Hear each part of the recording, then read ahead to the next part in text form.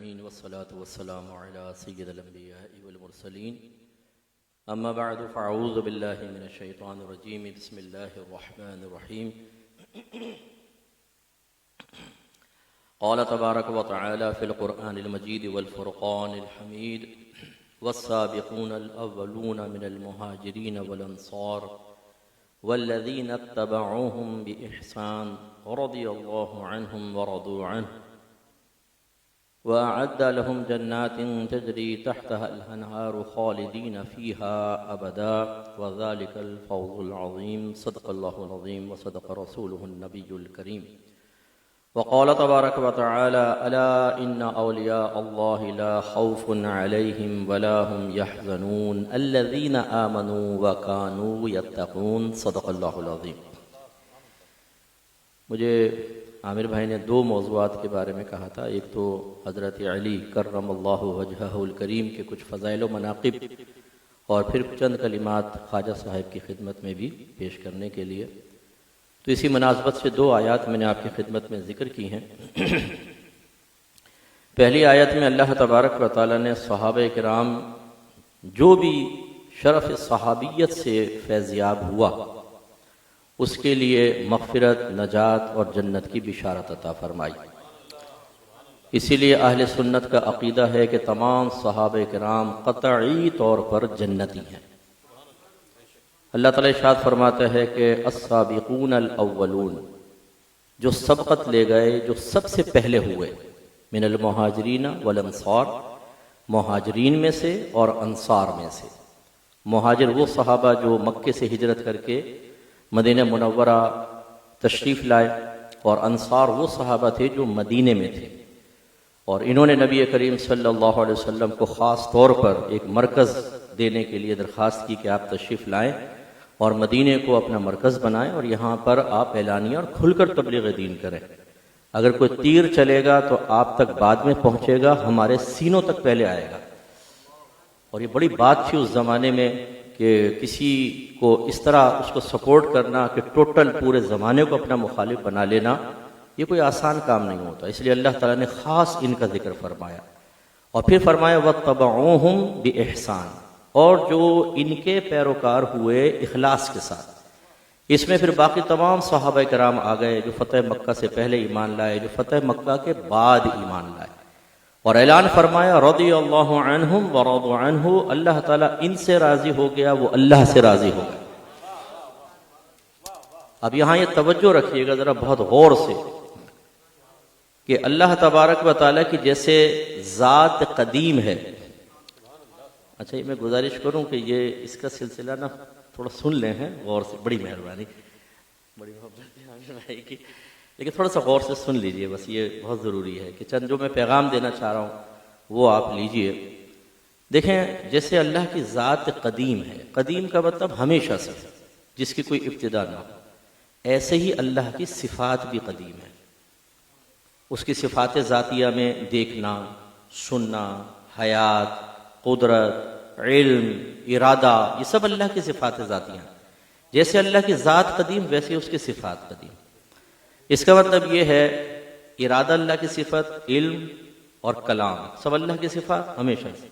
صحابہ کرام ابھی پیدا بھی نہیں ہوئے، اللہ نے پہلے ارادہ فرما لیا، اللہ کے علم میں پہلے ہی ہے، اللہ نے پہلے ہی کلام فرما دیا، اللہ ان سے راضی ہو گیا، وہ اللہ سے راضی ہو گیا۔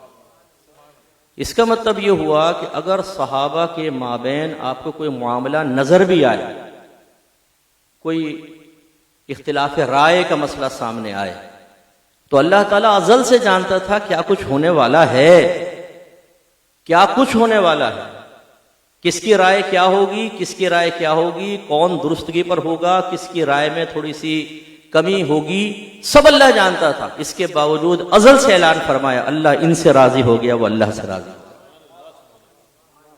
تو خیر یہ محاورہ یہاں تو ضرب الامثال بیان نہیں کرنی چاہیے، قطع نظر اس کے جب میاں بیوی راضی تو کیا کرے گا قاضی؟ اللہ تعالیٰ صحابہ سے راضی ہو، ازل سے اعلان فرما دے، اور ہم ان کے درمیان جو کچھ معاملات ہوئے ان کو بنیاد بنا کر کبھی اہل بیت اطہار کی توہین کریں اور کبھی معاذ اللہ صحابہ کرام کی شان میں گستاخی کریں۔ جو ایسا کرے گا یاد رکھیے وہ اس کے خلاف کر رہا ہے جس سے اللہ تعالیٰ ازل سے راضی ہے، تباہ ہوگا، برباد ہوگا۔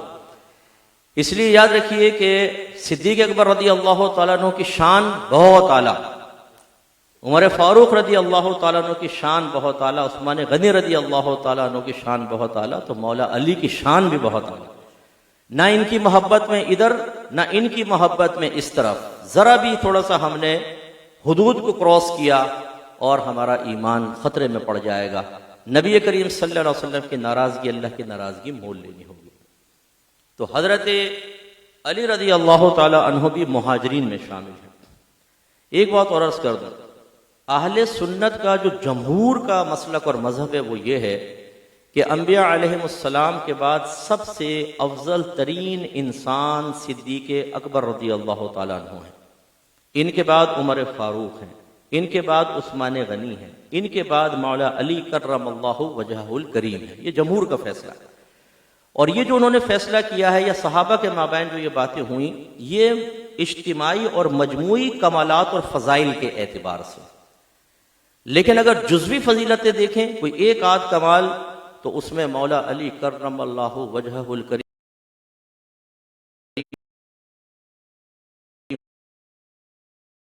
وہ ہیں کہ انبیاء علیہ السلام کو میں علیحدہ کر دیتا ہوں کہ ان کے لیے ایسی مطلب کوئی لفظ خدا نہ خواستہ نازیبہ نکلے کہ آدم علیہ السلام سے لے کر قیامت تک جو فضیلت اللہ نے بعض فضیلتیں حضرت علی کو عطا فرمائیں کسی کو نہیں عطا فرمائیں۔ اس میں سب سے بڑا ایک انعام جو اللہ نے حضرت علی کو عطا فرمایا وہ 7 سال کی عمر میں ایمان قبول کرنا تھا، اسلام قبول کرنا۔ سرکار نے قریبی رشتہ داروں کو جمع کیا اور ان کے سامنے اسلام کو پیش کیا، سب بیٹھے رہے، بڑے بڑے سردار بھی تھے، کفار تھے، مولا علی کھڑے ہو گئے، چھوٹے سے ہیں درمیان میں کھڑے ہو گئے، عمر میں کم ہیں لیکن شعوری بلوغت کا عالم یہ ہے کہ جہاں بالغ نہیں پہنچ سکا وہاں یہ نابالغ پہنچا، یہ حق پر ہیں، کھڑے ہو گئے، میں بیعت کروں گا۔ سرکار نے فرمایا آپ بیٹھ جائیں، چھوٹے تھے نا، آپ بیٹھ جائیں۔ پھر ترغیب دی، پھر دعوت دی، پھر سب خاموش، مولا علی کھڑے ہوئے، سرکار نے فرمایا علی بیٹھو، پھر سرکار نے ترغیب دی تیسری مرتبہ، پھر دعوت دی کون اسلام لاتا ہے، سب خاموش، مولا علی کھڑے ہوئے، سرکار نے فرمایا آگے آ جاؤ، اور ان کو بیعت کی۔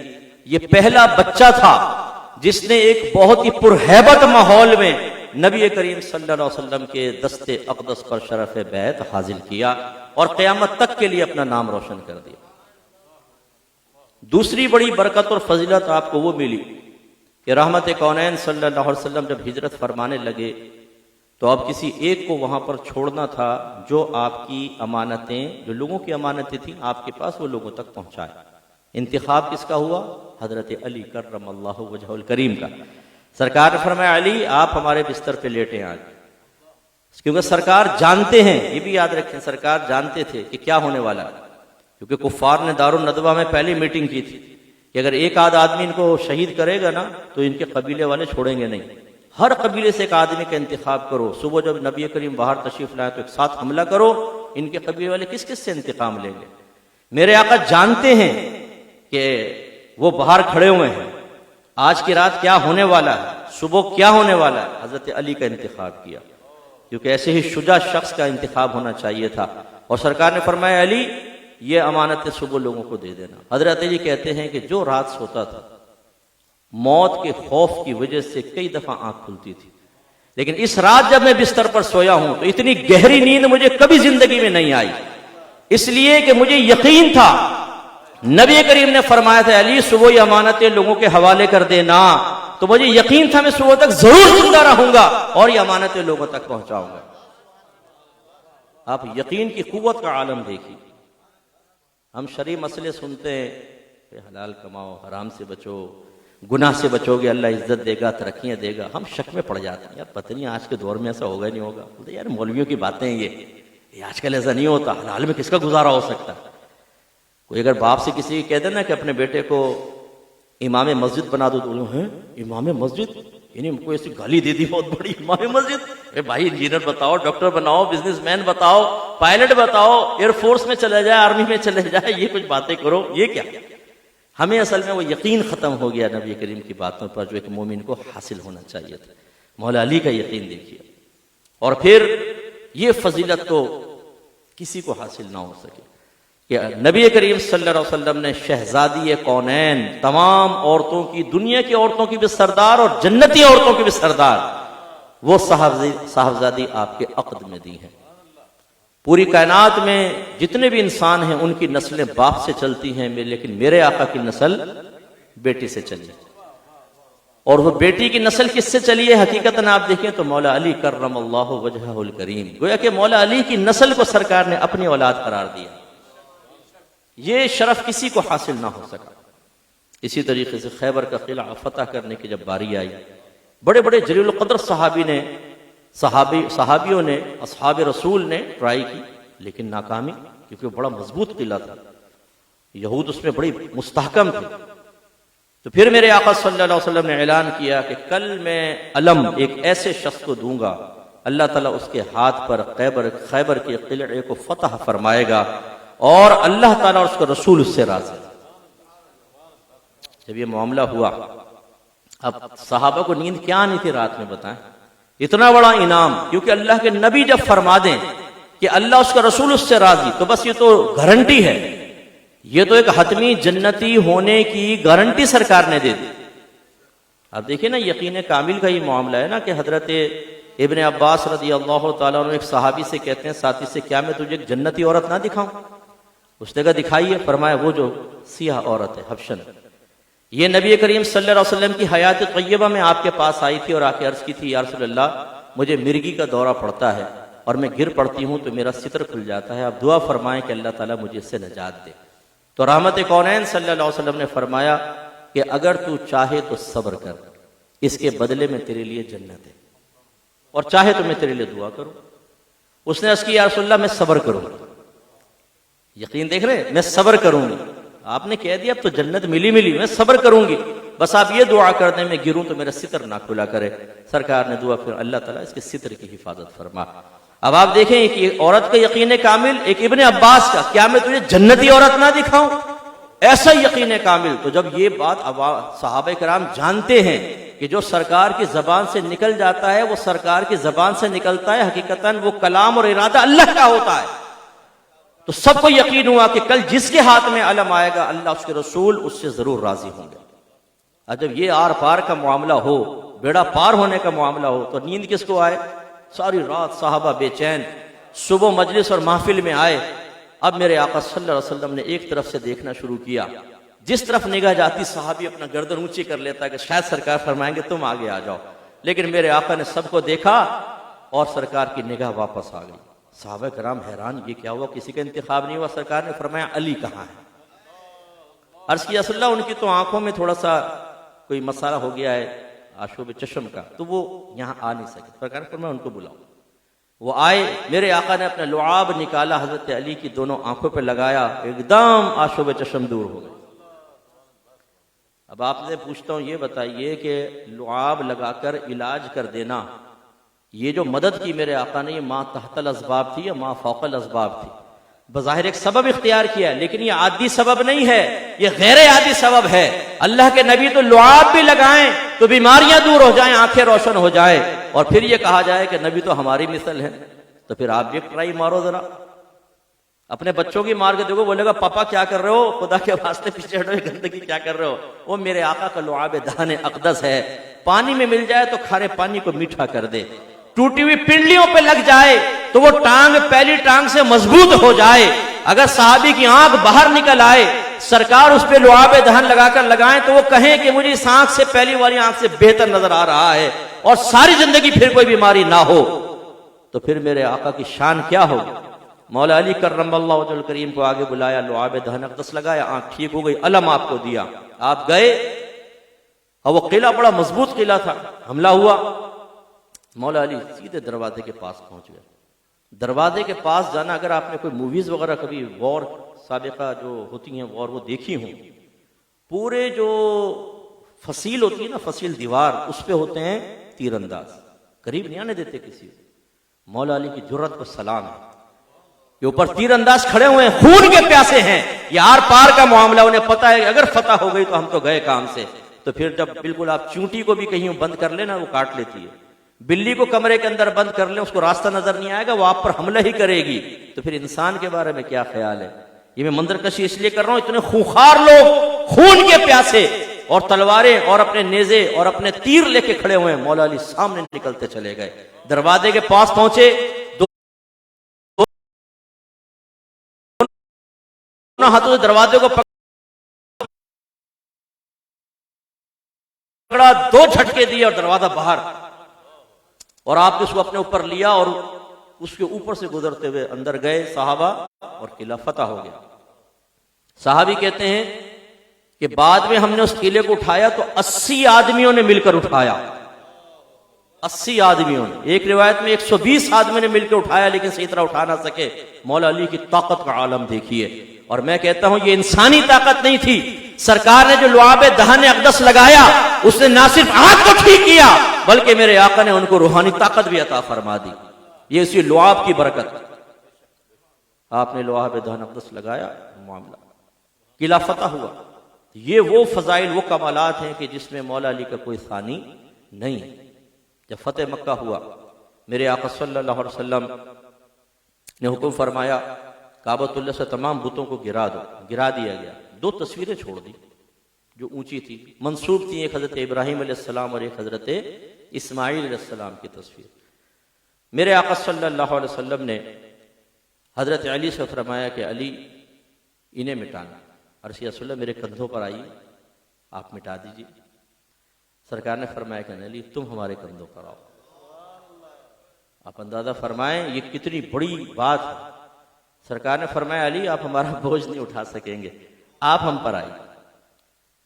جب غار ثور میں گئے نا سیدنا صدیق اکبر رضی اللہ تعالی عنہ، تو آپ نے رسول اللہ مجھ پر آئیے، حضرت صدیق اکبر اوپر لے کر گئے۔ یہاں میرے آقا صلی اللہ علیہ وسلم مولا علی سے فرما رہے ہیں کہ آپ اوپر آئیے اور انہیں مٹائیے۔ مولا علی اوپر تشریف لائے، ایک روایت میں موجود ہے، جب اوپر آئے میرے آقا نے فرمایا علی کیا دیکھتے ہو؟ عرض کیا رسول اللہ اوپر دیکھتا ہوں تو 7 آسمان منکشف ہیں، اور نیچے دیکھتا ہوں تو 7 زمینوں کی چیزیں مجھے نظر آ رہی ہیں۔ اندازہ کریں کہ جس محبوب رسول کا یہ عالم ہو کہ وہ نبی کریم سے مس ہو تو آسمان و زمین کی چیزیں منکشف ہو جائیں، تو اس رسول کا عالم کیا ہوگا جس نے یہ ان کو کرامت عطا فرمائی۔ اس لیے ہم مسلمانوں کا عقیدہ ہے کہ یہاں سے پکاریں وہاں وہ سنیں، کانے لالے کرامت پہ لاکھوں سلام۔ مانگیں گے مانگے جائیں گے، منہ مانگی پائیں گے، سرکار میں نہ لا ہے نہ حاجت اگر کی ہے، منگتا کا ہاتھ اٹھتے ہی داتا کی دین تھی، دوری قبول و عرض میں بس ہاتھ بھر کی ہے۔ میرے آقا صلی اللہ علیہ وسلم کی شان بڑی ہے، اور وہ مولا علی کرم اللہ وجہہ الکریم کو سرکار نے عطا فرمایا۔ مشہور روایت من کنت مولاہ فعلی مولا، جس کا میں مولا ہوں علی بھی اس کا مولا ہے۔ لفظ مولا ایک مشترک لفظ ہے جو کئی معنی کے لیے استعمال ہوتا ہے۔ یہ آزاد کرنے والے آقا کے لیے بھی ہوتا ہے، جس کو آزاد کیا گیا اس غلام کو بھی مولا کہتے ہیں، مولا کے مولا کو بھی مولا کہتے ہیں، اور مولا کے مولا کو اوپر چلے جائیں تب بھی مولا کہتے ہیں مددگار کو، مولا کہتے ہیں محبت رکھنے والے کو، مولا کہتے ہیں مضبوط انسان کو، بہت سارے اس کے معانی ہیں۔ لہذا سرکار نے ارشاد فرمایا علی جس کا میں مولا ہوں آپ بھی اس کو مولا ہیں، گویا کہ جس کا میں مددگار آپ بھی اس کے مددگار، جس کا میں آقا آپ بھی اس کے آقا۔ یہ بڑی شان ہے مولا علی رضی اللہ تعالی عنہ کی۔ پھر جب مولا علی رضی اللہ تعالی عنہ حاکم بنے ہیں، آپ کو حکومت حاصل ہوئی، وہ دور بڑا پرفتن دور تھا۔ کبھی بھی آپ تاریخ پڑھیں تو ذرا تھوڑا سا ڈیپلی سوچ سمجھ کے پڑھا کریں۔ وہ دور وہ نہیں تھا کہ اس میں واٹس ایپ آپ کے پاس ہے، فوراً کال ملائی کیا ہو رہا ہے بھائی، کون کیا کہہ رہا ہے، فوراً فلاں گلی میں کیا ہو رہا ہے، فلاں گلی میں کیا ہو رہا ہے، نو، پتہ ہی نہیں ہوتا تھا دوسری گلی کے اندر کیا ہو رہا ہے، کہاں کون میٹنگ کر رہا ہے، کون منافقت کر رہا ہے، کون منافقت کر رہا ہے، کون خرابیاں کر رہا ہے۔ اس دور میں حکومت کرنا کوئی آسان کام تھا؟ تو ایک گستاخ نے حضرت علی رضی اللہ تعالیٰ عنہ، وہ گستاخ تھا واللہ عالم بالصواب، لیکن لکھا یہی ہے کہ اس نے طنز کیا آپ پر کہ صدیق اکبر رضی اللہ تعالیٰ عنہ کا دور تو بڑا پرامن تھا، مولا علی کا دور بڑا پرامن تھا، لیکن آپ کے دور میں بڑے ہی فتنے فساد ہیں۔ مولا علی نے ذہانت کے ساتھ جواب دیا، فرمایا کہ اس زمانے میں ہم جیسے مشیر تھے اور ہمارے زمانے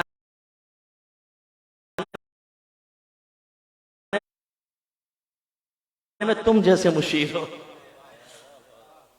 تو مسئلہ یہ ہے کہ مولا علی کو اللہ نے بڑی ذہانت اور فطانت سے نوازا۔ حضرت عمر فاروق رضی اللہ تعالیٰ عنہ کا مشہور مقولہ ہے، لولا علی لہلک عمر، اگر آج علی نہ ہوتا تو عمر ہلاک ہو جاتے۔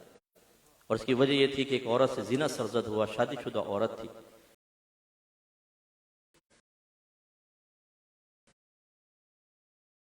حضرت عمر فاروق کے پاس کیس آیا تو آپ نے فرمایا کہ اس کو رجم کر دو، کیونکہ شادی شدہ عورت اگر زنا کرے تو رجم کی سزا، یعنی پتھر مار کے اس کو ختم کرو۔ حضرت علی وہاں موجود تھے، کہا اے عمر ٹھہریے، سرکار کے دور میں ایسے ہی ایک معاملہ ہوا تھا، تو سرکار نے اس عورت سے یہ فرمایا تھا کہ جاؤ پہلے بچہ پیدا ہو جائے تو ہمارے پاس آنا۔ وہ عورت چلی گئی، جب اس کا بچہ پیدا ہوا پھر وہ آئی، سرکار نے فرمایا اس کی پرورش کرو، جب یہ روٹی کھانے کے قابل ہو تب ہمارے پاس آنا۔ وہ عورت گئی، اس کی پرورش کی، پھر جب وہ بچہ روٹی کھانے کے قابل ہوا تو وہ عورت آئی، روٹی کا ٹکڑا بچے کے ہاتھ میں تھا، تب سرکار نے سزا جاری فرمائی۔ اور آپ ابھی رجم کا فرما رہے، تو پھر اس پر حضرت عمر فاروق نے کہا لولا علی، اگر آج علی نہ ہوتا لہلک عمر، تو عمر ہلاک ہو جاتا۔ ایسی یہ روایت جو مختلف الفاظ سے ہے، ایک یہ کہ میں علم کا شہر ہوں، علی اس کا دروازہ ہے، ایک روایت میں حکمت کا شہر ہوں، علی اس کا دروازہ ہے، ایک روایت میں ضعف ہے لیکن اس سے کوئی فرق نہیں پڑتا۔ فضائل کے باب میں ضعیف حدیث بھی معتبر ہوتی ہے، گویا کہ نبی کریم صلی اللہ علیہ وسلم اپنے آپ کو فرما رہے میں علم کا شہر ہوں، شہر کے اندر جس کونے میں چلے جائیں آسانی سہولتیں ہوتی ہیں، جیسا مرضی علم حاصل کرو میں دوں گا، اور علی اس کا دروازہ ہے۔ اگر تمہیں اس علم کو حاصل کرنا ہے تو پھر علی کی طرف رجوع کرو۔ یقیناً اس زمانے کے صحابہ کرام سے خطاب ہے نا، اس کا مطلب ہے کہ صحابہ کرام بھی چونکہ مولا علی ایک مجتہد صحابی تھے، زبردست قسم کی اجتہاد کی صلاحیت آپ کے اندر تھی، تو پھر آپ سے بہت سے مسائل میں، خاص طور پہ قضا کے مسائل میں رجوع کیا جاتا تھا۔ اللہ تعالی ہمیں مولا علی کے فضائل ذہن میں رکھنے اور فیض حاصل کرنے کی توفیق عطا فرمائے۔ دوسری جو میں نے آیت کریمہ عرض کی، الا ان اولیاء اللہ لا خوف علیہم ولا هم یحزنون، خبردار بے شک اللہ کے ولیوں کو نہ کچھ خوف ہے نہ وہ غمگین ہوں گے۔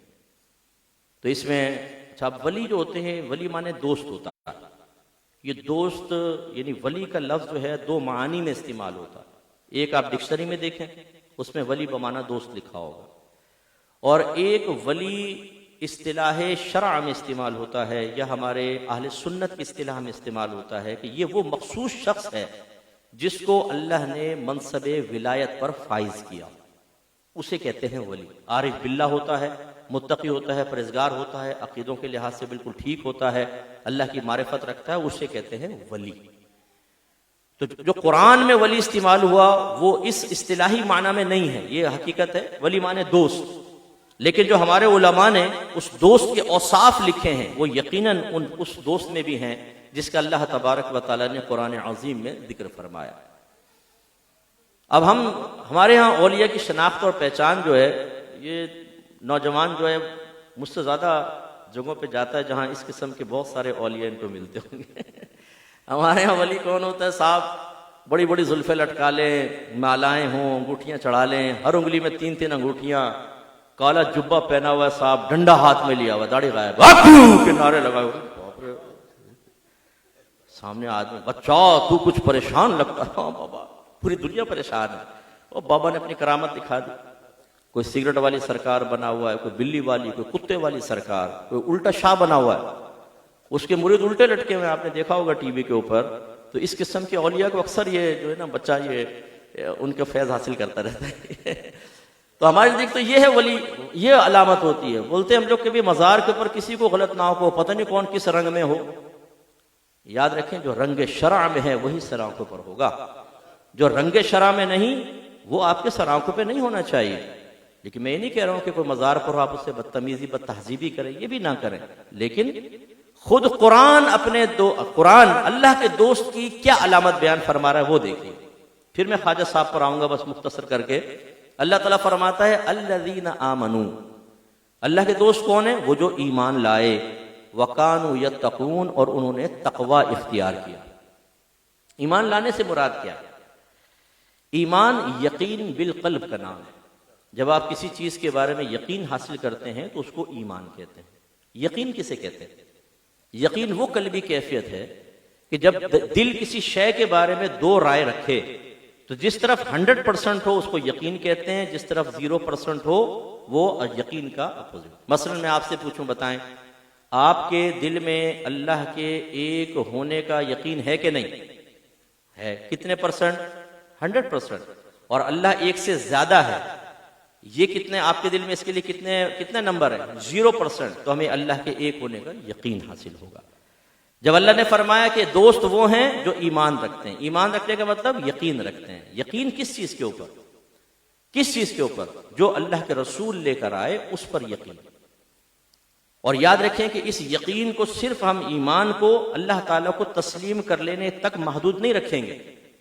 اگر ایک ہندو فرض کر لیں، آج کلمہ پڑھتا اور کہتا ہے میں مانتا ہوں کہ اللہ ایک ہے، لیکن اللہ کے حبیب کو نہیں مانوں گا، بتائیں صاحب ایمان کہلائے گا؟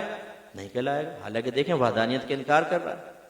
یہی شیطانی توحید شیطان کو یاد آئی تھی، اللہ کے واحد ہونے کا اقرار کر رہا ہے، موحد ہے، لیکن جب اللہ تعالیٰ نے اپنے محبوب بندے کو سجدہ کرنے کا حکم دیا، اس موحد نے اس کا انکار کیا تو اللہ نے فرمایا ابا واستکبر وکان من الکافرین، اس نے انکار کیا، تکبر کیا اور کفر کرنے والوں میں سے ہو گیا۔ معلوم ہو اللہ کو ایک مانتے رہو، اس کے محبوبوں کو نہ مانو۔ ایسے اگر کوئی کہے میں اللہ کو مانتا ہوں، نبیوں کو مانتا ہوں، لیکن آسمانی کتابوں کو نہیں مانوں گا، صاحب ایمان ہوگا؟ نہیں۔ اس کا مطلب یہ ہوا کہ صاحب ایمان کون ہوگا؟ کن چیزوں پہ یقین کرنے والا واقعی اللہ کا دوست ہوتا ہے؟ اللہ کی ذات، صفات، آسمانی کتابیں، نبوت، رسالت، نبی، رسول، جنت، دوزخ، جن، فرشتے، تقدیر، آخرت۔ یہ تقریباً میں نے آپ کو 14 چیزیں گنوائیں۔ ان چیزوں پر کامل یقین۔ اور یقین کیسے حاصل ہوگا ذرا یہ بتائیں؟ میں نے کہا آپ سے کہتا ہوں بھائی ایک بات ہے، آپ جو اس کا یقین کر لے گا نا اسے ابھی میں 1000 روپے دوں گا۔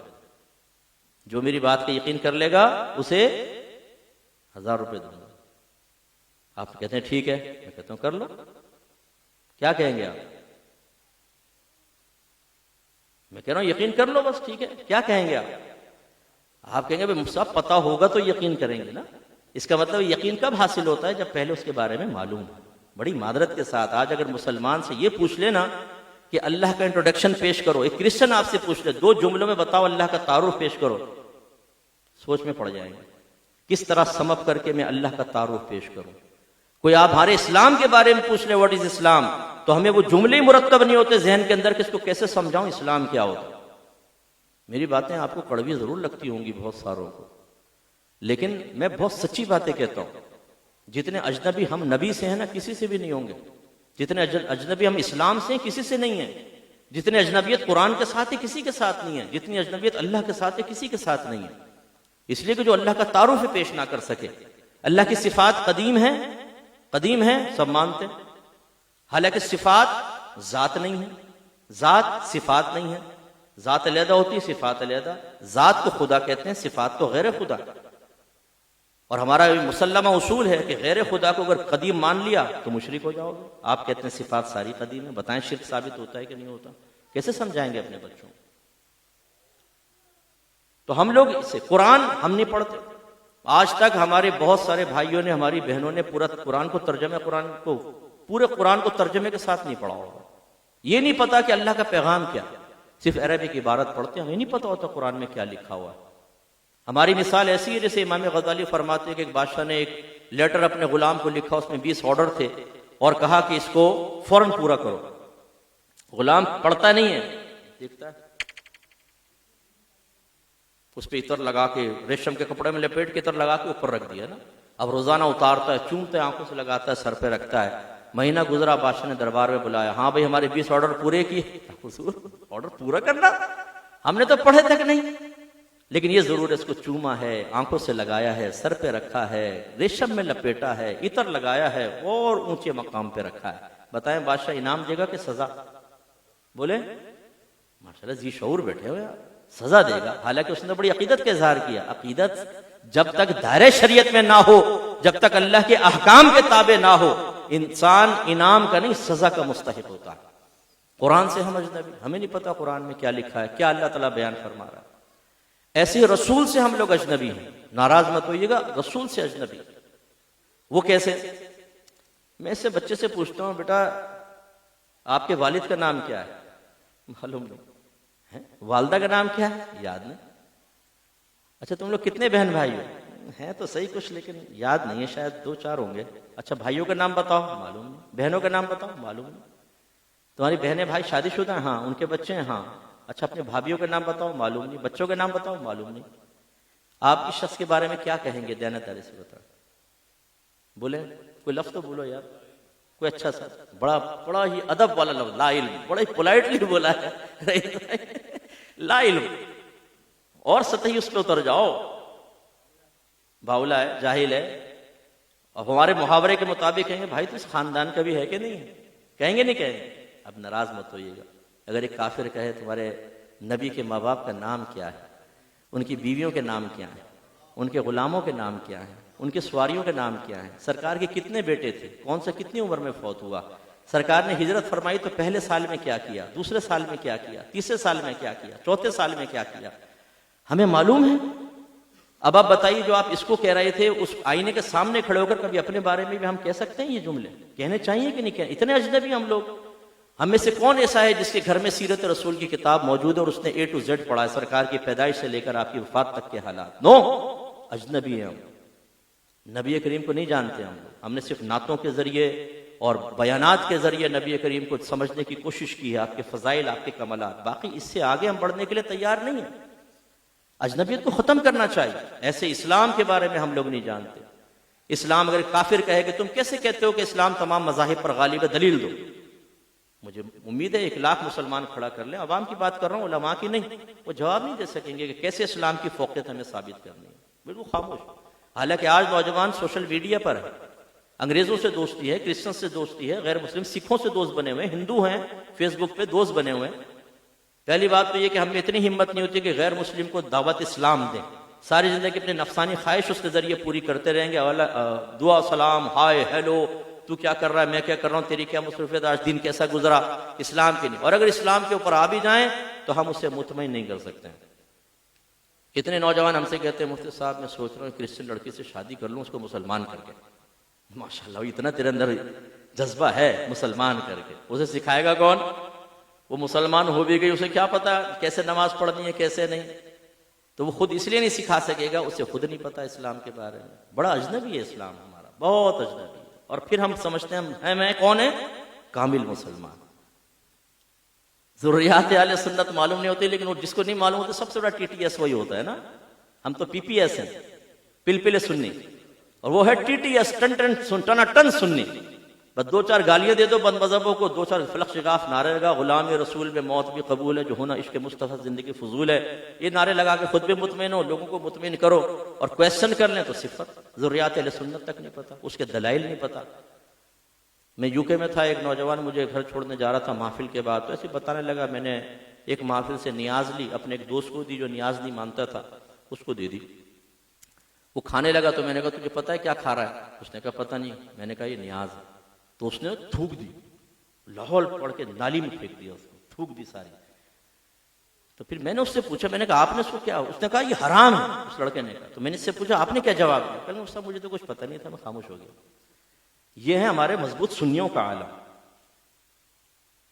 ہم کہتے ہیں اعلیٰ حضرت کا کنز الایمان پڑھو، کہتے ہیں حضرت ہم خود ترغیب دیں کنز الایمان پڑھو، لیکن جو ترغیب دے رہا ہوتا ہے نا اس سے کوئی پوچھے تو نے خود کنز الایمان پڑھا ہے کبھی؟ پوری زندگی نہیں پڑھا ہوگا۔ یعنی ہم باتوں کے غازی ہو گئے ہیں، باتوں سے ایک دوسرے کو مطمئن کرنا، متاثر کرنا، باتوں کے ذریعے اپنی ساکھ بنانا، یہ ہماری عادت ہو گئی۔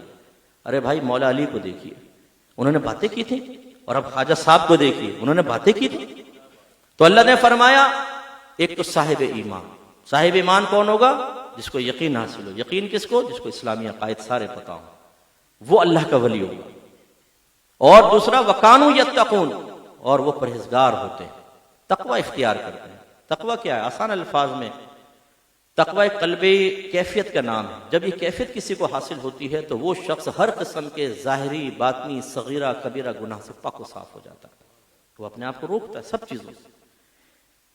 ٹھیک ہے نا؟ اس کا مطلب یہ ہوا کہ جب وہ ظاہری باطنی گناہ سے بچتا ہے. اب گناہ سے بچنا بھی دو طرح سے بھی وضاحت کر دوں. ایک ہے اعمال کے ارتکاب کے ذریعے، اللہ نے نماز فرض کی ہے، روزہ فرض کیا ہے، حج ہے، زکوٰۃ ہے، آپ نے عمل کیا تو گناہ سے بچ گئے. دوسرا کچھ ممنوعہ کام ہوتے ہیں جن کے ارتکاب سے روکا جاتا ہے کہ آپ یہ نہ کیجیے گا. جب ہم ان سے رک جاتے ہیں تو یہ ہوتا ہے اجتناب. بیٹا تھوڑی دیر بیٹھ جاؤ گے؟ تھوڑی دیر تھوڑا سا. تو یہ اجتناب، ارتکاب، اجتناب. بعض کاموں کو کرنا یہ گناہ سے بچنا ہے، بعض کاموں کا نہ کرنا یہ گناہ سے بچنا ہے. اس کے اندر متقی وہ ہوگا کہ اللہ تعالیٰ نے جو کچھ فرض واجب سنت موقدہ کم از کم قرار دے اس کو ادا کرے، اور حرام مکروہ تحریمی اور سنت موقدہ کے ترک سے بچے. یہ ہے متقی. اور آپ سب آپ ذی شعور ہیں. اس کا مطلب یہ ہے تقوی اسے حاصل ہوگا جس کو پہلے یہ پتا ہو کہ فرض کیا ہے، واجب کیا ہے، سنت موقدہ کیا ہے، حرام کیا ہے، مکروہ تحریمی کیا ہے، اطاعت کیا ہے. سنت موقدہ کے ترک کو اطاعت کہتے ہیں. تبھی وہ فیصلہ کر سکتا ہے نا.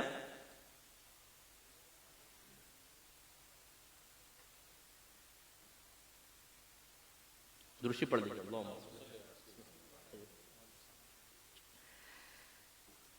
تو تبھی وہ فیصلہ کر سکتا ہے. اب یقینی سی بات ہے کہ اگر ایک ولی ہونے کا دعویٰ کرتا ہے تو اس کو پتہ ہونا چاہیے کیا کیا چیزیں مجھ پہ فرض ہیں، کیا واجب ہیں، کیا سنت موقدہ، کیا حرام، کیا مکروہ تحریمی، کیا احساس. تب وہ اللہ کا ولی ہوگا. اور یہ چیزیں علم کے بغیر حاصل نہیں ہو سکتی، یہ سیکھنی پڑتی ہیں. سیکھے بغیر کسی کو علم ظاہر حاصل نہیں ہوتا. یہ بھی آپ میں بتا دوں، بعض لوگ کہتے ہیں وہ بیٹا یہ روحانیت کی باتیں ہیں، روحانیت کی طرف آؤ، یہ کیا تم علوم ظاہریہ کی طرف چلے گئے ہو؟ اللہ کے نبی پوری زندگی علم ظاہر عام فرماتے رہے. تمام صحابہ کرام نے علم ظاہر سیکھا ہے. اسی علم ظاہر کے نبی کریم نے فضائل بیان فرمائے، جہاں وہ علم لدنی کے یا علم روحانی کے نہیں ہے، علم ظاہر کے فضائل ہے جس کا تعلق حرام حلال سے ہوتا ہے، عبادات سے ہوتا ہے. اس علم کو حقیر کہنے والا خود حقیر ہوتا ہے.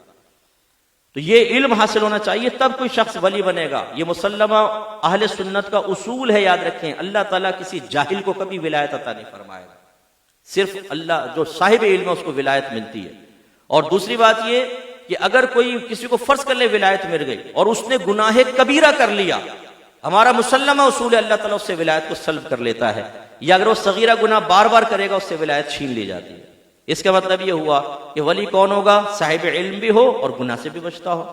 اور اب ایسے آپ کو اولیاء بہت کم نظر آئیں گے. ولی ہیں، مریدین بھی ہیں، ہاتھ بھی چومے جا رہے ہیں، لیکن وہ نہ ان کو علم ہے نہ وہ گناہ سے بچتے ہیں. سب گناہ ہو رہے ہیں. ایک پیر صاحب ملے مجھے ایک جگہ پہ، میں گیا تو جیسے نماز کا ٹائم ہو یہ بیٹھ جائے. میں نے مریدین سے کہا یہ نماز نہیں پڑھتے. کہا آپ کو نہیں پتہ یہ روحانی نماز پڑھتے ہیں. روحانی نماز؟ ہاں، فجر مکے میں، ظہر مدینے میں، عصر بغداد میں، مغرب داتا صاحب کے پاس، اور عشاء معین الدین چشتی اجمیری رحمۃ اللہ علیہ کے قدموں میں. ابے میں نے کہا یہ اگر یہ روحانی نماز یہ پڑھ رہا ہے تو تم بھی جماعت روحانی ادا کر رہے ہو، کیونکہ مریدین بھی نماز چھوڑے بیٹھے ہیں نا. ایسے ایک پیر صاحب ملے، چرس کے سٹے لگانے لگے. پوچھا یار یہ کیا کر رہے ہیں؟ آپ کو نہیں پتا یہ جب چرس پیتے نا دنیا سے توجہ ہٹ جاتی ہے، اللہ سے لو لگ جاتی. واہ بھائی واہ. تو میں نے کہا یار پھر برا نہیں ماننا، پھر تو پیر صاحب کی بیعت سے بہتر ہے چرس کی بیعت کرو، کیونکہ جو چرس کی سگریٹ پیر صاحب کو بھی اللہ سے ملا رہی ہو، آپ کے پیر صاحب سے تو با کرامت وہ ہوئی. ایک پیر صاحب کے پاس گئے تو وہ گالیاں دینا شروع ہو گئے، اتنی گندی گالیاں، میں تو محفل سے اٹھ کے چلا گیا. وہ مریدین سے کہا یار یہ کیا کر رہے ہیں؟ آپ کو نہیں پتا اس میں کتنی معرفت پوشیدہ ہے.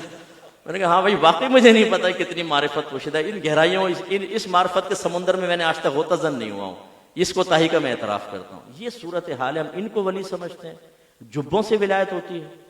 ان کے بچہ نہیں ہو رہا، بابا بچہ نہیں ہو رہا. محلے میں آگے بابا ایسی جو غسل بھی نہیں کیا، کئی مہینے گزر گئے، اس نے دے دی الائچی، لے بیٹا یہ الائچی کھلا ہو جائے گا. وہ فرض کر لیں ہو ہی گیا. اب وہ الائچی سے تو نہیں، تو اللہ کے اس سے ہوا. لیکن ہمارا اعتقاد کیا ہے؟ الائچی والی سرکار، بابا نے دیا ہے بچہ، بابا میں تو آپ کا غلام ہو گیا ہوں. او بھائی کس کا غلام ہو رہا ہے؟ یہ چرسی کا. موالی کا، اس شخص کے غلام. تو یہ اب ہم خواجہ صاحب کے عقیدت مند ہیں، وہ ہمارے مشعل راہ ہیں. اللہ تعالیٰ ان لوگوں کی شان میں بیان فرما رہا ہے میرے دوست کون ہیں؟ جو صاحب ایمان اور صاحب تقوی ہیں، اور صاحب تقوی وہی ہوتا ہے جو صاحب علم ہوتا ہے. اب آئیے خاص خواجہ کے اوپر بھی میں ختم کرتا ہوں. خواجہ صاحب علمی گھرانے میں پیدا ہوئے، سید زادے ہیں. ایک تو ویسے روحانی فیض، اگر صرف سید ہونے سے روحانی فیض حاصل ہو، نسبتوں سے ہو، تو آپ کبھی علم ظاہر نہ سیکھتے. گھر والوں نے باقاعدہ علم دین سکھایا، علم دین سیکھ کے کامل ہوئے. سب گھروں میں پہلے ایسے ہوتا تھا، بچوں کو ابتدا سے علم دین سکھاتے تھے. اس کے بعد پھر آپ نے سیاحت کا آغاز کیا ہے، اپنے پیر صاحب کے ساتھ رہے تقریباً 20 سال.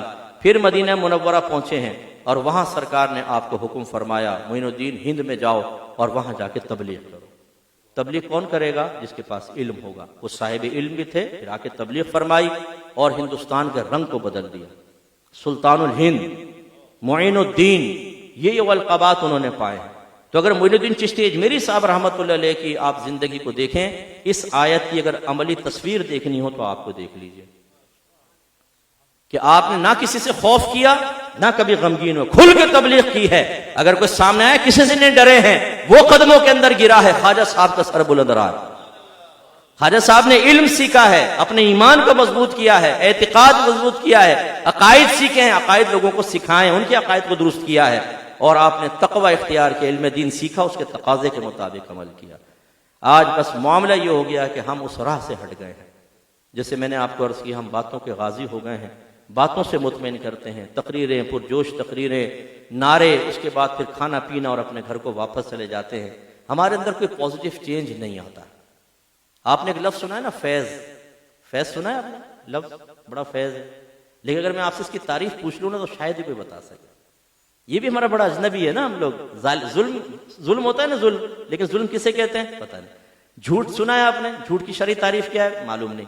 حق تو سنا ہوگا آپ نے. بیوی کہتی ہے میرا حق ہے، شوہر کہتا ہے یہ میرا حق ہے. ان سے پوچھیں حق کہتے کس کو؟ پتہ نہیں.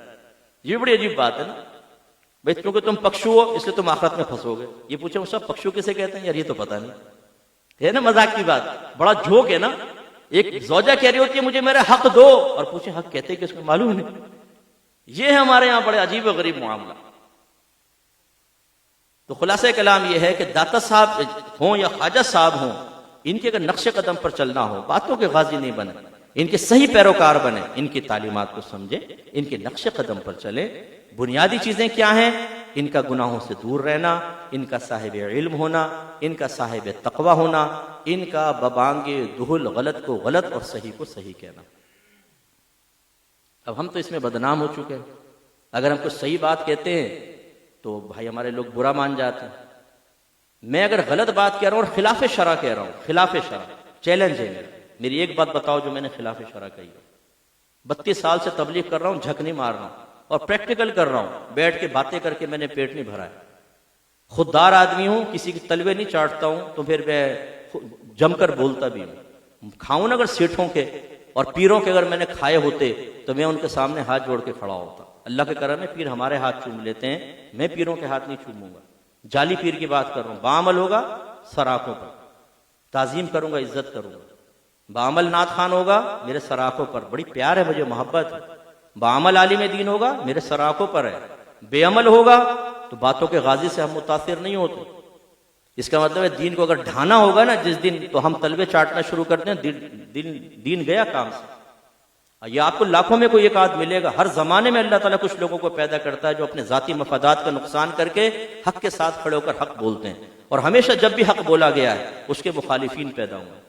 انہوں نے ایسے لوگوں کو کھڑا کیا ہے ہمارے مقابلے میں، بلوایا ہے ہمارے خلاف، تاکہ کسی طریقے سے آوازیں بند ہو جائیں. تم 50 کو کھڑا کر لو میرے سامنے، یہ آوازیں بند نہیں کر سکتے. تم یہ آوازیں اور بلند ہوں گی انشاءاللہ، کیونکہ جو اللہ نے ہمیں منصب دیا اس کا تقاضا پورا کر کے کھاتے ہیں.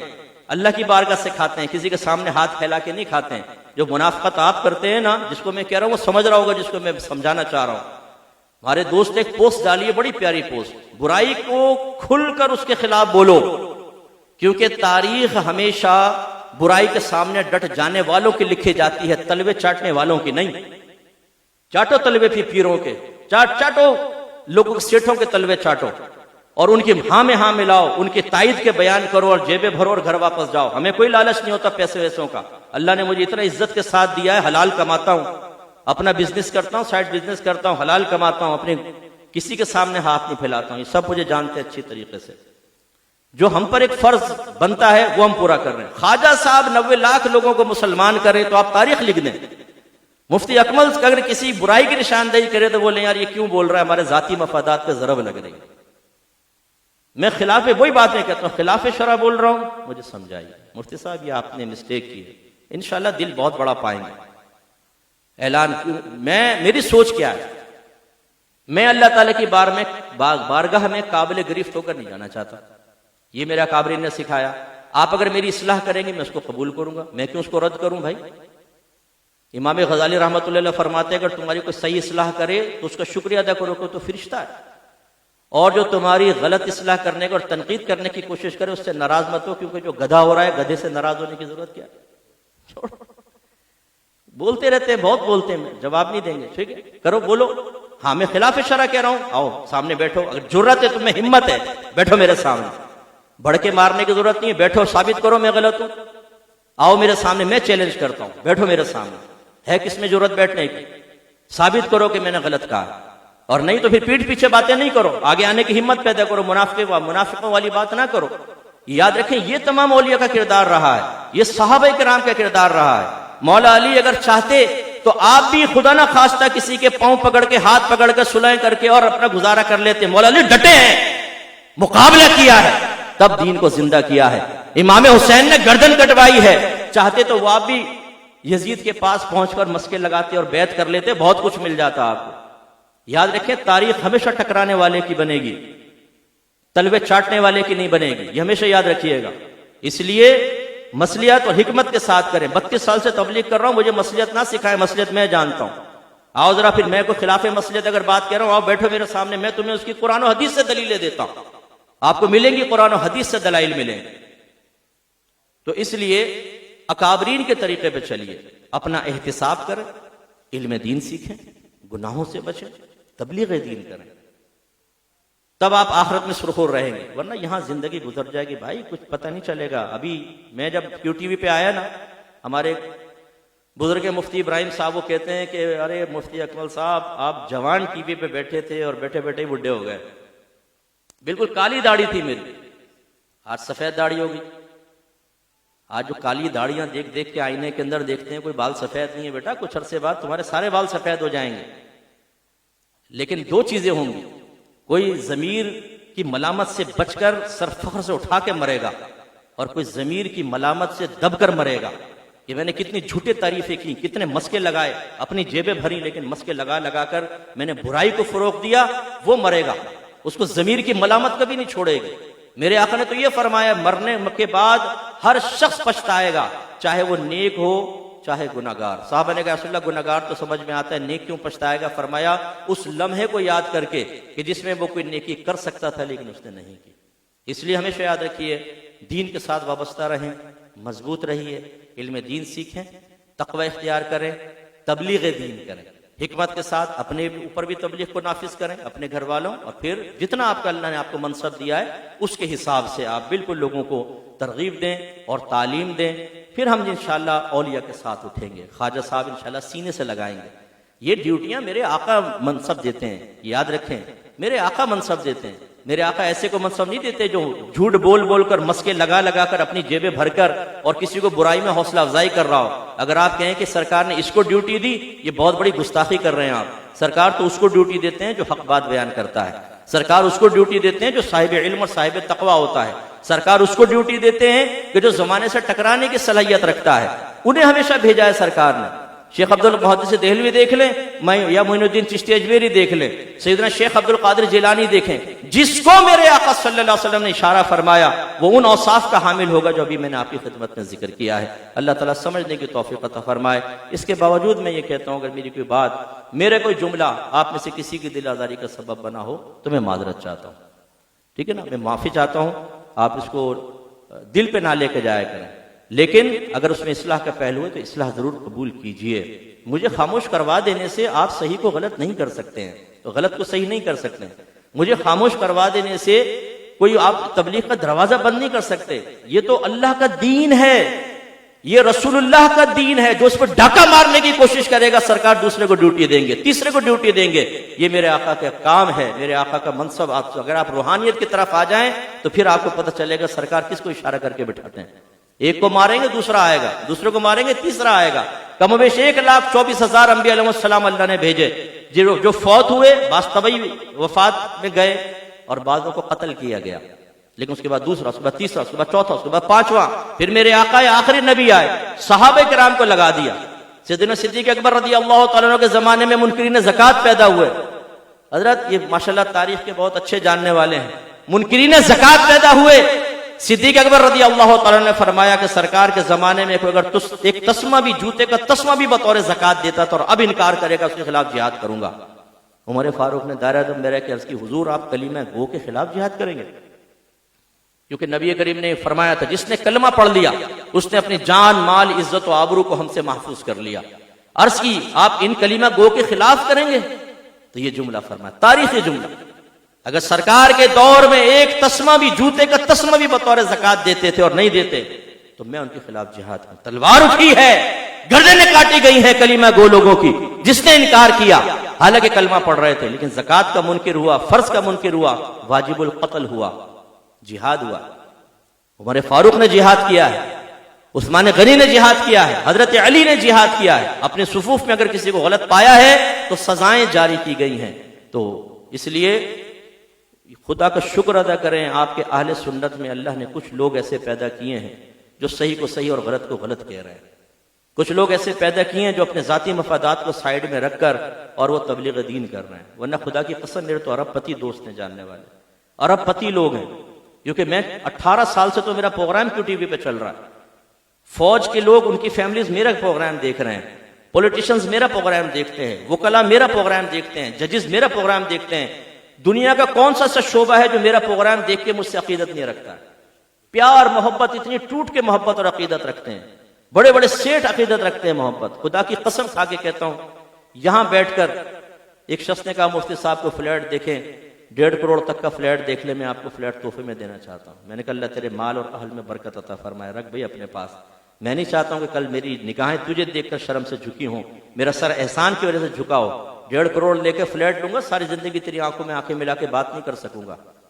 ایک بزرگ قصائی سے چھچڑے لیتے تھے بلی کے, اس پہ قصائی میں کوئی برائی دیکھی, جا کے بلی کو بھگا دیا. قصائی کے پاس گئے, فرمایا تم یہ برائی کر رہے ہو. کہنے لگا کہ وہ نچلی ذات کا ہی تھا, اب آنا ذرا چھچڑے لینے کے لیے. فرمایا اسی لیے پہلے بلی نکال کر آیا ہوں. تو اس لیے جو کام کر رہے ہو نا, خدا را قدر کریں, اس کی ٹانگیں نہ مت کھینچیں. کسی کو تو کام کرنے دو, کسی کو تو کام کرنے دو, کسی کو تو اخلاص سے کام کرنے دو. میں آپ سے کوئی پیسے مانگتا ہوں, میں نے یہاں آنے کے پیسے مانگے. اگر میں کسی سے ڈیمانڈ میں کرتا ہوں پیسوں کی ڈیمانڈ اپنی اکیڈمی کے لیے, وہ بھی کب کرنا شروع ہوا ہوں جب میں نے آ کر دیکھا کہ کھانے میں کتنا, جی 50 لاکھ کھانے میں, فلاں کو اتنا پیسہ, فلاں کو ڈیکوریشن, اور دین کے لیے صفر. تو میں نے کہا پیسے دو اکیڈمی میں, رسید جاری کرتا ہوں. اللہ کر میں جہاں جاتا ہوں رسید جاری کرتا ہوں, اپنے پیٹرول خرچ کر کے جاتا ہوں. ہاں باہر جاؤں تو فلائٹ کا ٹکٹ لیتا ہوں, باقی وہی اکیڈمی کے لیے فنڈ لیتا ہوں, سارے اکیڈمی میں جمع ہوتا ہے اور ان کو رسید دے دیتا ہوں. میں تو اگر پیسہ جمع کرنا چاہوں نا, ہم جیسے لوگوں کو لوگوں کی نفسیات سے کھیلنا بہت اچھا آتا ہے, اور مجھ جیسے کو تو بہت زیادہ آتا ہے. 2 منٹ میں شیشے میں اتار لوں میں آپ کو. 32 سال سے کام کرنے والا کوئی سب, اور اچھا ذہن بھی میرا میمن والا ذہن ہے. میمن نہیں ہوں, اردو اسپیکنگ ہوں, لیکن میمنوں والا ذہن چلتا ہے. پیسے کو 2 سے 4 کرنے کا ذہن بہت ہے میرا. اسی لیے عزت کے ساتھ اپنا پیسہ بناتا ہوں, رزق حلال فائلر ہوں, ٹیکس پے کرتا ہوں اپنی تمام چیز کا. جتنی میری پراپرٹی اثاثیں, کوئی چیز مخفی نہیں ہے, ہر چیز میرے ٹیکس فائل کے اندر لکھی ہوئی ہے. FBR کو سب پتا ہے, سب کام کھل کر کرتا ہوں. اپنے ملک سے مخلص ہوں, اپنے مذہب سے مخلص ہوں. اسے یہ معذرت فضائل و کمالات اپنے منہ سے بیان کرنے کا مقصد یہ ہے اس یقین کو فراہم کرنا, خدا را کچھ لوگوں کو کام کرنے دو, نہ تنگ کرو. اگر بتائیں میں کسی کے خلاف بولوں گا مجھے فائدے ملیں گے یا میرے فائدے ختم ہوں گے؟ بولیے, ختم ہوں گے نا. پھر تو میں بہت بڑا بے وقوف ہوں کہ اپنے فائدے ختم کر رہا ہوں, یا میں بالکل مخلص ہوں کہ فائدوں کو نہیں دیکھ رہا ہوں, میں کلام کر رہا ہوں. کوئی ایک فیصلہ آپ کر لو, چلو میرے بارے میں جو کرنا چاہو. اسی لیے اعلیٰ حضرت نے فرمایا کہ اگر وہ سنی عالم ہے کبھی اس کی کھل کر مخالفت نہ کرو. جو خاص طور پر فرمایا جو کام کر رہا ہو, اگر اس میں خرابی دیکھو, سنی عالم کی بات کر رہا ہوں, تو اس کو تنہائی میں سمجھاؤ. فرمائے اس لیے کہ اگر تم اعلانیہ کرو گے تو اس کے ان فائدوں سے عوام کو محروم کر دو گے جو فائدے عوام تک اس کے پہنچ رہے ہیں. یہ آپ کی کوئی خدمت نہیں ہوگی دین کی کہ آپ کسی کے ٹانگیں کھنچوا دیں, کسی کے بارے میں برا کہلوا دیں, کسی کو اکسا کر وہ اپنا ذاتی انتقام ہم سے لینا شروع کر دے. اس میں نقصان کیا ہوگا؟ میری آواز دبا لو گے؟ انشاءاللہ تو دبا نہیں سکتا. اللہ کا بڑا کرم ہے, جدھر سے مجھے اجازت ملی ہوئی ہے نا اس کو کوئی نہیں دبا سکتا. یہ اچھی طرح یاد رکھیں. کر لو ایڑی چوٹی کا زور لگاؤ, دیکھ لیتے تم بھی زور لگاؤ, ہم بھی زور لگاتے ہیں, کس کا زور بازو مضبوط ہے, کس کے پیچھے سرکار کی تائید ہے. آؤ مقابلے پر دیکھ لیتے ہیں. اس لیے بیکار ہے تم لوگوں کی یہ کارروائیاں کرنا, یہ اوچھی حرکتیں کرنے کا کوئی فائدہ نہیں ہے, بالکل بیکار ہے. خود منہ کی کھاؤ گے, ذلیل ہوگے. اس لیے کہ میں اخلاص سے کام کر رہا ہوں. میں جانتا ہوں, میں آج تک کسی سے پیسے, میں آپ کو قسم کھا کے کہتا ہوں میری ریکارڈنگ ڈالو, کوئی ایک آدمی سیٹھ آ کر کہہ دے ہم نے مفتی صاحب کو کچھ دیا ہے, مفتی صاحب نے فلاں وقت ہم سے ڈیمانڈ کی ہے. آپ بھی مارکیٹ میں رہنے والے ہو, کبھی سنا ہے کہ میں نے کسی کی مسکیں لگائی ہوں اور ان سے پیسے مانگے ہوں؟ نہیں. جو ہے اپنی ذاتی محنت کا ہے, اللہ کے کرم کا ہے, سرکار کا فیض ہے, اولیاء کرام کا فیض ہے, ماں باپ کی دعائیں. ایسا آدمی کام کر رہا ہو, اس کے فیض کو ختم کرنے کے کیا فائدہ تمہیں؟ کیا مل جائے گا تمہیں؟ تم کون سا بینیفٹ حاصل کر لو گے؟ تو اس لیے یہ بالکل بیکار چیزیں ہوتی ہیں جب ہم یہ بیانات رکھتے ہیں. کیوں رکھتے ہیں؟ کہ صاحب خانہ جو بیان رکھا ہے درجات کی بلندی کے لیے. انہوں نے آپ کو کیوں بلایا ہے, اتنا خرچہ کیوں کیا ہے؟ تاکہ آپ سیکھیں, اپنے اندر چینج لے کر جائیں. فیض کا مطلب یہ ہوتا ہے, میں بتا دیتا ہوں آپ کو, فیض کا مطلب یہ ہوتا ہے, اس اثر کا نام فیض ہوتا ہے جو ہم میں ایک پازیٹیو چینج لے کر آتا ہے, مثبت تبدیلی. مثال کے طور پہ آپ میری بات سن کے نمازی ہو گئے, فرض کر لیں, تو آپ نے پازیٹیو چینج آیا نا, یہ فیض کہلائے گا. آپ کسی پیر صاحب کی صحبت میں بیٹھے, علم حاصل ہوا, علم میں اضافہ ہوا, تقوی پرہیزگاری, آپ توبہ کی طرف مائل ہوئے, یہ ان کا فیض ہے. یہ فیض نہیں ہے کہ آپ بیٹھے وقتی طور پہ قلبی کیفیت بدلی, اس کے بعد وہی چرس, وہی موالی بنے ہوئے. ہمارے نعت خانیوں کے اندر بچے تشریف لاتے ہیں, وہ بچے بیٹھتے ہیں, لیکن ابھی ہمارے ہاں اصلاح کا وہ کامل طریقہ ایجاد نہیں ہوا. ہم نے دیکھا ہے 5-5 ہزار کی محفل ہوتی ہے اور فجر کے اندر کتنے ہوتے ہیں؟ 10 نماز, 15 نماز. اس کا مطلب ہے کہ نعت خوانی کا صحیح فیض ہم نے حاصل نہیں کیا. اب میں یہ غلط بات بولی ہے, بولیں غلط بات بولی ہے میں نے, کیوں پھر میرے خلاف کیوں بولیں آپ؟ میں نے غلط بات بولی ہے. تو یہ میں باتیں عرض کرتا ہوں کہ ہمارے یہاں نماز ہم پڑھتے نہیں ہیں, ہم یہ سمجھتے ہیں نعت خوانی میں شرکت کرو نجات ہے. نعت خوانی کا مخالف نہیں ہوں, 50 نعت خوانی, سب نعت خوانوں سے محبت کرتا ہوں, پیار ہے مجھے نعت خوانوں سے. کیوں نہیں ہوگا؟ ہماری روحانی غذا. لیکن اگر آپ یہ سمجھیں کہ اس محبت کا مطلب یہ ہے کہ ہم برائی کی نشاندہی نہ کریں, تو آئی ایم ویری سوری, یہ تو نہیں ہو سکتا. آپ کو اپنے بچوں سے محبت ہے کہ نہیں؟ بولیں. لیکن بچہ کو غلط کام کر رہا ہوگا, آپ روکیں گے کہ نہیں؟ اگر نہیں روکیں گے تو یہ محبت ہے کہ دشمنی؟ یہ دشمنی ہے. محبت کا مطلب آپ نے کہاں سے لیا کہ اپنے کے عیب چھپاتے رہو؟ یہ نہیں, ہمیں اللہ نے منصب دیا ہے تو ہم عرض کریں گے, دائرہ ادب میں رہ کے عرض کریں گے. میں تو کہتا ہوں اخلاص پیدا کرو, بیٹھی ہوئی عوام کے اندر بھی اخلاص پیدا کرو. اگر ایک بڑے کسی نعت خان کا پوسٹر لگاؤ نا, یہاں آئے گا, پوری گلی بھری ہوگی. کیوں آئے بھائی؟ پوچھیں گے تو سرکار کا ذکر سننے کے لیے. لیکن اگر اسی ٹائم اعلان ہو جائے نا کہ وہ بڑے نعت خان نہیں آ رہے, وہ بیمار ہو گئے, آج مفتی صاحب کو برداشت کرنا پڑے گا. مفتی صاحب کون سنے بھائی؟ آدھے سے زیادہ مجمع چلا جائے گا. یار یہ تمہارا عشق رسول ہے؟ تم اللہ کے نبی کے لیے آئے تھے یا نعت خان کی گھرانیاں سننے کے لیے آئے تھے؟ کس لیے آئے تھے تم؟ شرم نہیں آتی ہے کہ اللہ کے نبی کے ذکر کی محفل کو چھوڑ کے نکل جاؤ, پھر بھی تم اپنے آپ کو عاشق رسول کو ہمیں پل پلا کہو؟ بولے میں صحیح کہہ رہا ہوں غلط کہہ رہا ہوں؟ غلط ہو تو آپ سامنے بولے میرے غلط ہے, میں پھر جواب دوں نا آپ کو. کس لیے آئے تھے؟ اللہ کے نبی کے ذکر کے لیے آئے تھے آپ, اور آپ اٹھ کے چلے گئے. وہ نعت خان کی نعت پسند نہیں آتی, جو عام پڑھ رہے ہوتے ہیں نا, پہلے علاقائی پڑھتے ہیں, آپ کو پتا ہے, پھر آتا ہے ہیرو, اس کی انٹری ہوتی ہے ہیرو کی. نہیں یہ میرا بچہ تو بہت اچھا ہے, یہ بہت شریف بچہ ہے, بعض اوقات یہ کچھ ابھی بھی کر رہا ہے کچھ, میں سمجھتا ہوں سب کچھ, اللہ تعالیٰ اس کو برکت سے نوازے. بہرحال ہاں بہت محبت ہے, میں انکار کو کر رہا ہوں, بہت محبت ہے. میں نے کب کہا؟ جو علاقائی نعت خان ہوتے ہیں نا, اس میں آپ دیکھیں اسٹالوں پہ کھڑے ہوں گے, چائے والے کی دکان پر ہوں گے, ایک کہے گا یار میں سو رہا ہوں, جب فلاں آئے نا اٹھا دیو مجھے, وہ چادر اوڑھ کے وہ پنڈال میں سو رہا ہوگا. پھر آئے گا ہیرو کی انٹری ہوگی, بولے اٹھ آگے وہ آنکھیں نعرہ تکبیر, نعرہ رسالت, جھومو, یہ کرو وہ کرو, ایکٹیو ہو گیا. یار پہلے بھی تو اللہ کے نبی کا ذکر ہو رہا تھا, تم نے اتنی بددلی سے کیوں سنا؟ جواب دے اس کا مجھے, کیا شرعی لحاظ سے درست فعل ہے؟ کہ اللہ کے نبی کے ذکر کو تم بیزاریت کے ساتھ سن رہے ہو اس لیے کہ پڑھنے والا مفتی اکمل جیسا ہے، اور جب اچھا نعت خان آئے تو تمہاری مرضی کے مطابق آ جائے جو تمہیں حظ نفس دے تو اللہ کا ذکر بھی تمہیں اچھا لگے، پھر رسول کا ذکر اچھا لگے، اس سے پہلے اچھا نہ لگے۔ شرم آنی چاہیے ہمیں ان چیزوں پہ، اپنے آپ کو ٹٹولو۔ اور ہم جیسے آدمی جب اس چیزوں کی باطنی خرابیوں کی نشاندہی کرے تو سب سے برا یہ ہے، اس کے خلاف کھڑا کر دو، کلپ پہ ریکارڈ کرو، اس کو عام کرو تاکہ شاید اس کی آواز کو دبا لے۔ ہم کرو، محنت کرو نا، محنت کرو، دباؤ میری آواز، دیکھتا ہوں کتنی آواز دباتے ہو بیٹا۔ ابھی تو میں رسالہ لکھ رہا ہوں اس کے اوپر، ایسی تحریر لکھوں گا، ایسے سوال جواب دو، بڑے سے بڑے عالم کو پیش کر دینا جس کو تم بڑا عالم سمجھتے ہو، ان سوالات کا جواب دے کر بتاؤ۔ جتنا بھڑکاؤ گے اتنا ہی زیادہ میں انشاءاللہ گہرائی کے ساتھ حق کی طرف آؤں گا۔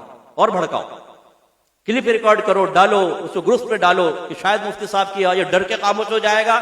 ابے بیٹا تمہاری خام خیالی ہے، ڈرنا ہوتا تو میں بہت پہلے ڈر لیتا۔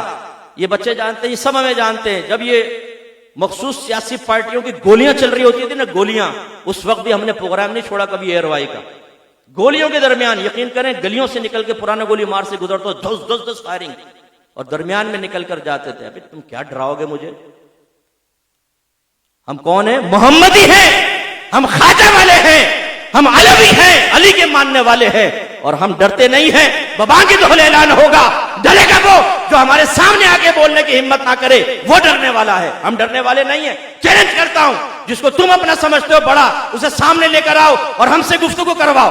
ہے ہمت، لاؤ سامنے، پھر میں مانتا ہوں۔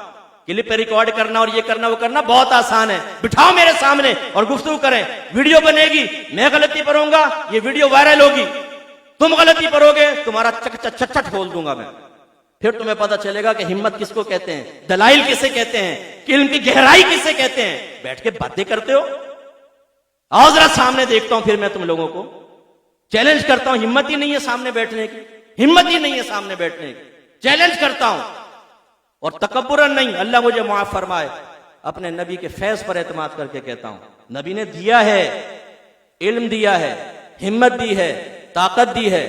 زمانے کو آج کوئی بھی برا نہیں بناتا بھائی، ان سب سے پوچھ لو، ان سب کا اصول ایک ہی ہوگا۔ مفتی صاحب کیا فائدہ، یہ اصلاح تو ہوگی نہیں، کیوں برائی بول لیتے؟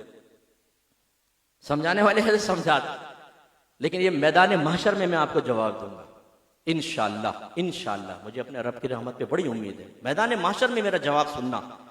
میں زبان سے نہیں بولوں گا، تمہیں دکھاؤں گا کہ جس نے اللہ اس کے رسول کی رضا کی خاطر کلام کیا اس کو کیا ملتا ہے، اور جو تم نے اس کی مخالفت کی، اس کی ٹانگیں کھینچنے کی کوشش کی، تم نے غلط لوگوں کے مسکے لگائے صرف اپنے جیبیں بھرنے کے لیے، تو تمہیں کیا ملتا ہے یہ بھی انشاءاللہ تمہیں آخرت میں پتہ چلے گا۔ وآخر دعوانا ان الحمدللہ رب العالمین۔ ماشاءاللہ، قبلہ مفتی محمد اکمل مدنی صاحب اس مقام پر ہیں اور علم کی ماشاءاللہ منزل پر ہیں کہ جو حجت قائم فرما رہے ہیں اس دور میں جہاں بہت ساری خرابیاں ہیں، اس کی نشاندہی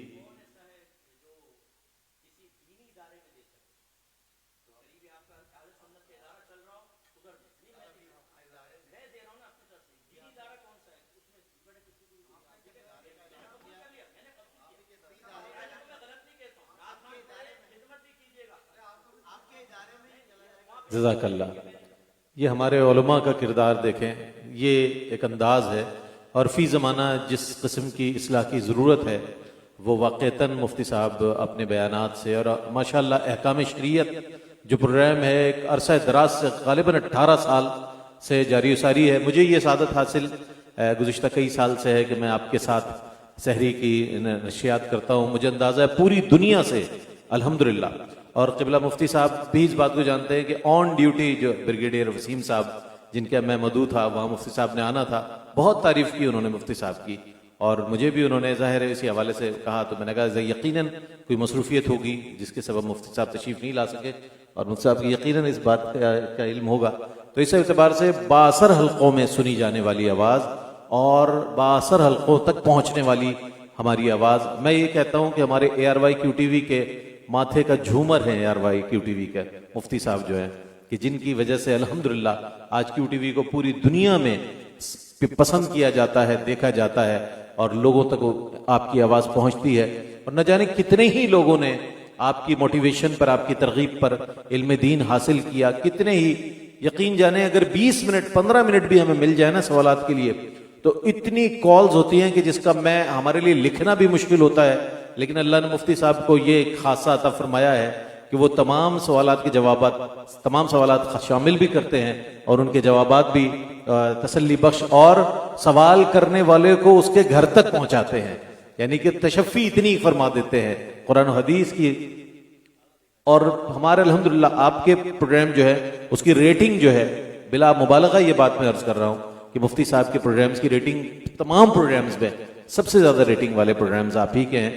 آپ ہمارے سر کا تاج ہے، آپ ہمارا اثاثہ ہے. اللہ پاک آپ کو سلامت رکھے. اسی طرح آپ دین کی خدمت فرماتے رہیں اور لوگوں کی اصلاح فرماتے رہیں.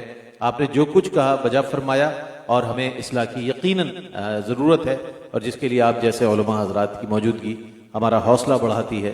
اللہ پاک آپ کا آنا اور آپ کا یہاں پر بیان کرنا اپنی بارگاہ میں قبول فرمائے. میں امین بھائی کی طرف سے اور الحاج محمد عامر فیاضی صاحب کی جانب سے آپ کی آمد کا بے حد شکر گزار ہوں. دعا گو ہوں کہ اللہ پاک امسال آنے والا رمضان بھی آپ کے ساتھ ہمارا ہمیں نصیب فرمائے، اور اسی طرح آپ رحمت سحر میں اپنے علم کے موتی بکھیرتے رہیں، اس سے ہم بھی فیض یاب ہوں اور ہمارے لاکھوں کروڑوں اربوں ناظرین جو ہے پوری دنیا میں رہنے والے الحمدللہ ناظرین جو ہیں وہ اس سے فیض حاصل کرتے رہیں. میں اگلے ثناخواں کی جانب بڑھ رہا ہوں اور عالمی شہرت یافتہ ثناخواں جناب الحاج محمود الحسن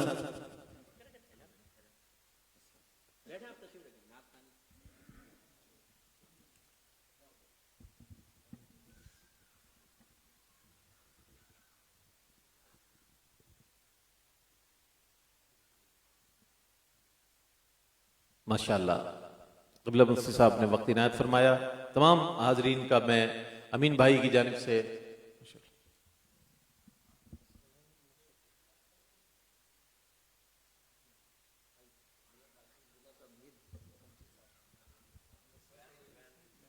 اور چونکہ